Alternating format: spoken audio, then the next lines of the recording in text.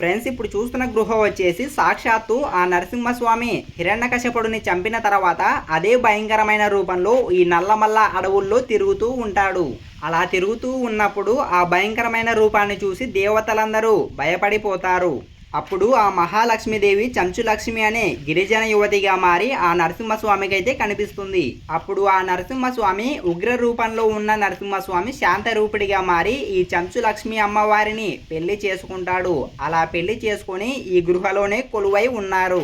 Present జనరేషన్లో కూడా ఇక్కడ ఉన్న గిరిజనులు ఈ నరసింహస్వామిని అల్లుడిగానే చూసుకుంటారు. ఈ ప్లేస్ ఎక్కడ ఉందంటే ఏపీ నంద్యాల డిస్టిక్ ఆలగడ్డ మండలం అహోబిలంలో ఈ టెంపుల్ అయితే ఉంటుంది. ఈ అహోబిలంలో మనం నవ నరసింహస్వామి ఆలయాలను అయితే దర్శించుకోవచ్చు. అలానే 2800 అడుగుల ఎత్తులో ఉన్న ఉగ్ర స్తంభాన్ని కూడా దర్శించుకోవచ్చు.